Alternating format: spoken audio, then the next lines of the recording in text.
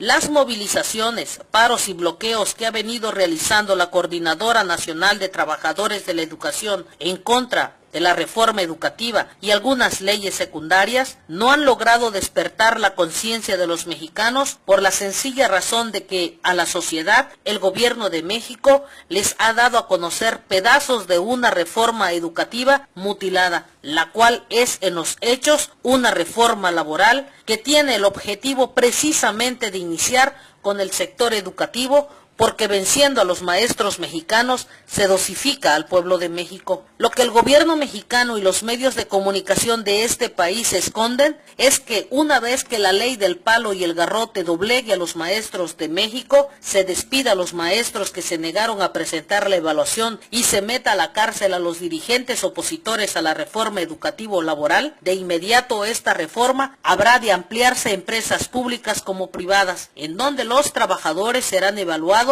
para saber si son aptos para el empleo que han venido desempeñando en años. De no serlo, serán despedidos sin ningún beneficio laboral, porque con esta reforma se acabaron los privilegios laborales y las jubilaciones. Eso es lo que ocultan los que están al frente del gobierno. El gobierno de México sabe que el primer obstáculo que tiene que vencer para que la reforma educativa laboral sea exitosa es precisamente doblegando a los maestros de México, y de ahí que se tome la decisión de detener, encarcelar e inmovilizar a la presidenta vitalicia del Sindicato Nacional de Trabajadores de la Educación, Elba Ester Gordillo Morales, principal adversaria del presidente Enrique Peña Nieto y otros priistas destacados y opositora a la reforma educativa. Hoy Elba Ester está en la cárcel enferma y era la única dirigente, con todos sus errores y vicios, que defendía a los maestros de México. Los mexicanos más pobres deben saber que con esta reforma educativa, sus hijos ya no tendrán libros de textos gratuitos ni uniformes escolares en sus escuelas. Serán los padres de familia los que paguen los recibos de agua y luz de sus instituciones. Esto lo han venido haciendo desde hace algunos años atrás. Si ahora muchos se quejan de las cuotas voluntarias, cuando se llegue a la privatización de la educación, entonces empezarán a poner el grito en el cielo y darán la razón a los maestros que hoy están defendiendo un derecho que se han ganado con los años. Es cierto que al interior del magisterio de este país hay maestros que han incursionado en la política y que son diputados locales, diputados federales,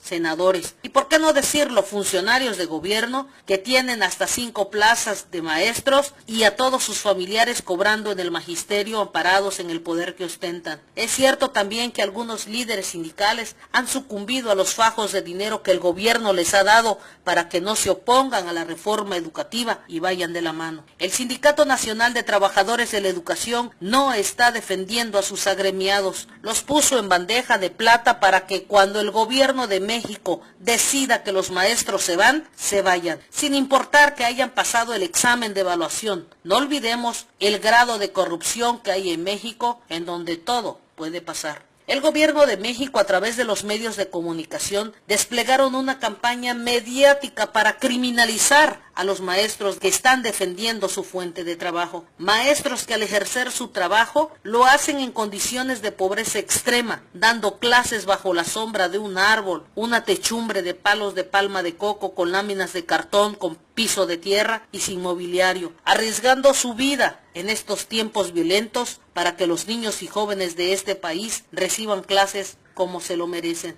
Si en lugar de fomentar y autorizar una reforma educativo-laboral, se hubiera otorgado un mayor presupuesto para que se construyeran de inmediato instalaciones dignas a escuelas que no la tienen y la necesitan con urgencia para que los niños y jóvenes, a los que muchos políticos llaman el futuro de México, reciban clases como Dios manda, otra cosa sería. Si en lugar de aplicar la ley de gas lacrimógeno, del tolete, las piedras, se hubiera dado de baja a políticos que cobran no solo como diputados locales, federales, senadores o funcionarios, sino que además tienen sueldos exorbitantes como jefes de sectores, supervisores, directores o maestros, pero que además tienen a sus amigos, compadres, sus hijos y todos sus recomendados cobrando en la nómina del magisterio mexicano. Si se quería poner orden, ¿por qué no empezar por dar de bajas a los recomendados de los políticos y a los políticos mismos que cobran como maestros? Los mexicanos Los mexicanos que tienen una posición económica solvente no tienen a sus hijos en las escuelas privadas porque consideran que los maestros de la educación pública siempre están en paros, pero no saben lo que los maestros viven diariamente para llegar a la comunidad más apartada del centro de la ciudad